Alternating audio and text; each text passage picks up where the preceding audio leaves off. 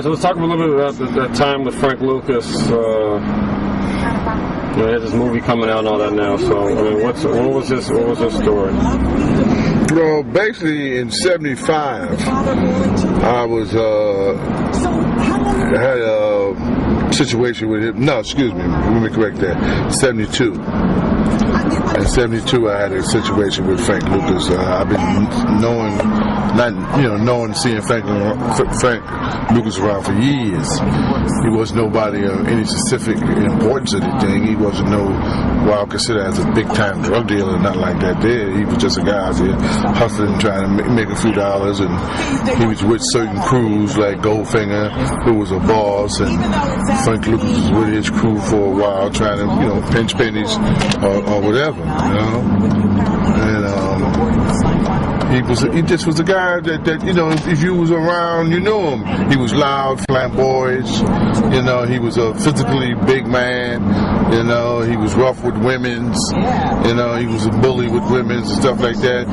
And he'd drive the Cadillac, and Cadillac didn't cost nothing them days. $8,000-9,000. And what happened, to be exact, was Easter of 1973. Easter of 1973. Frank Lucas came to me with a deal.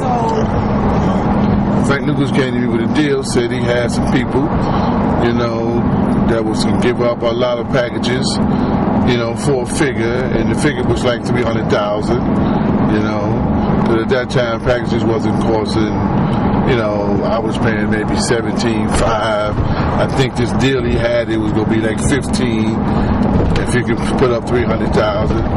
And I had an associate of mine that was interested, and I was interested. We put the $300,000 together, and we met him in a bar called Teachers on 77th and Broadway, and early in the morning too, Easter Sunday. So he kept telling me that I knew this guy in particular that was going to take the money and come back with the drugs.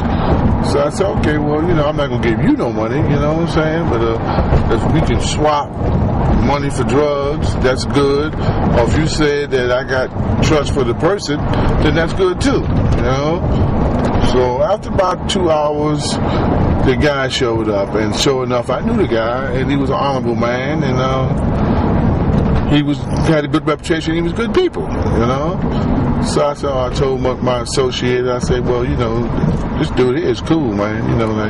He's an old head, he's old school, and he about paper. He ain't about robbing or beating nobody, And we gave him the suitcase with the money in it, and me and my associate stayed there with Frank Lucas.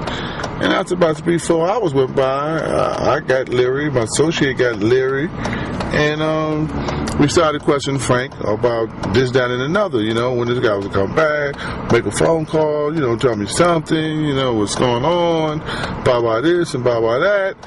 And Frank kept making excuses, and everything's all right, don't worry about nothing, he should be back any minute now. And what happened was, say 6 hours altogether went by, and me and my associate had made a pact with one another that on the next hour that's coming up, whatever that was, that we was going to slaughter them, right? I had a .357 Magnum, he had a .357 Magnum, and he positioned himself directly behind Frank, and I was on the left of Frank, on Frank's side on the left. So they had a large clock in that bar, and I kept peeping up out the corner of my eye, and it was like 5 minutes to the hour, and I had seen my man unholster his pistol, and I basically stepped back away from Frank, because I know the kid was, fast on the trigger, and we had made this pact, I got to put the same work in that he put in. And what happened was, at the time that I actually got I had a shoulder holster on, I got it out of the shoulder holster, I seen the old man come in the door. So I said, oh, what's up, man? What's going on? So he said, man, it's Easter Sunday, He went to the Connect's runner that would hold his packages for him, and took his kids to the Easter parade, and he couldn't get in touch with the runner, and we can do it later on tonight.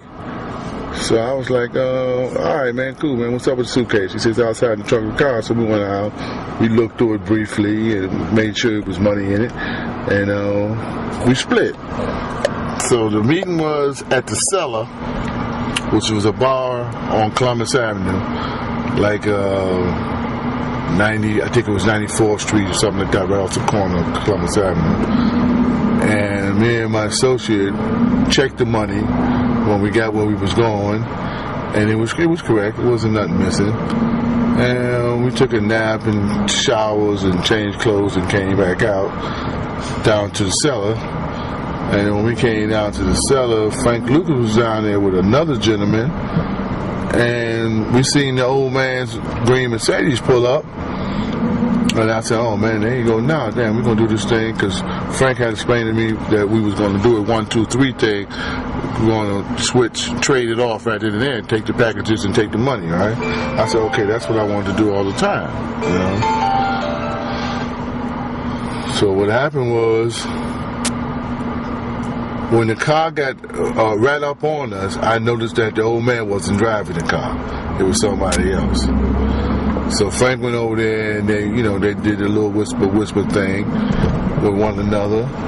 And he came back to me. He said, "Yo, Fred, we're gonna do exactly like you said. We're gonna do the swap thing." And I said, "Well, who that? That ain't the old man. That's just his car." He said, "Yeah, no, that's his nephew." And he told me what he said, and we're gonna, do that, any minute, So I'm like, "Okay, cool, man. I like that there, So about 2 hours went by, and I'm like, yo, man, thank you for the shit, man, later. So me and my associate got in the car, and we left. Went secured the money. Maybe 2 weeks or so went by, and I seen the old man driving in his Mercedes, and he spoke to me in a gentleman manner, and I egged him. So when I egged him, he said, well, what's up, youngster, like that? That's look at, man, just because I'm young, don't make me dumb.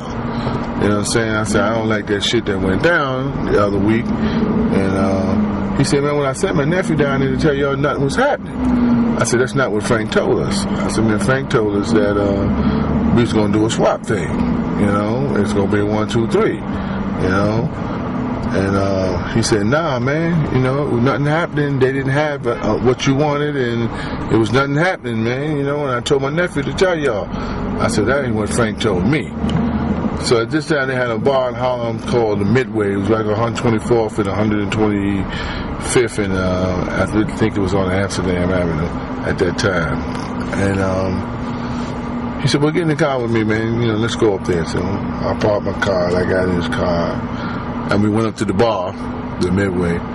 And as we came in right there, right through the entrance of the bar came in, and Frank Lucas was sitting there with a few women, and he was talking all loud and, being his normal ignorant self, And the old man said to him, yo, man, didn't I tell you the other night, I sent my nephew down to y'all that everything was off, he wasn't going to do nothing?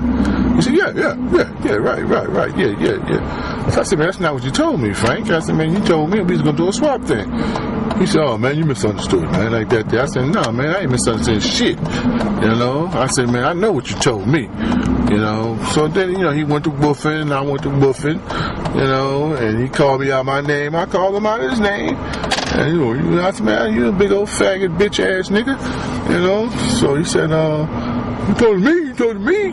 Frank was a physically big guy. He had real big hands and everything, right? So when he jumped up from the bar stool that he was sitting in, where he was woofing at, I immediately drew my pistol. And I come from that school where is that if you draw your pistol on the man, you got to use it. So before I could get it cocked, the old man jumped on me and took me to the ground and told Frank to get out of there, and he was holding me, but he couldn't get the pistol out of my hand, and Frank evidently thought that the old man was successful of getting the pistol away from me, because he was like trying to come over me, like stomp me or something like that there.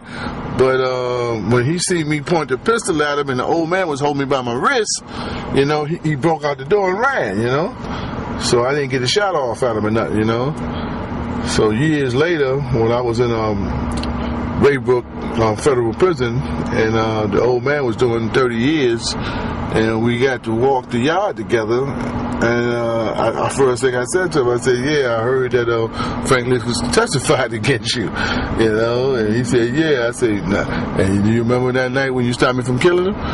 He said, "Yeah, that's a damn shame, man. That's a damn shame, man." You know, that's basically how it went down, man.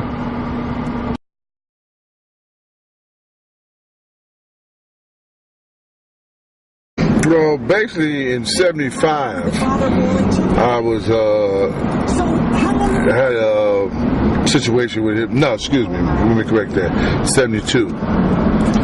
In '72, I had a situation with Frank Lucas. My name is Wendy Williams. So let's talk a little bit about that time with Frank Lucas. You know, he has this movie coming out and all that now. So I mean, what was his story? I've been seeing Frank Lucas around for years. He was nobody of any specific importance or anything. He wasn't what I would consider as a big-time drug dealer, nothing like that there. He was just a guy out there hustling, trying to make a few dollars, and he was with certain crews like Goldfinger, who was a boss, and Frank Lucas was with his crew for a while, trying to, pinch pennies or whatever, And he just was a guy that if you was around, you knew him. He was loud, flamboyant. He was a physically big man. He was rough with women's. He was a bully with women's and stuff like that.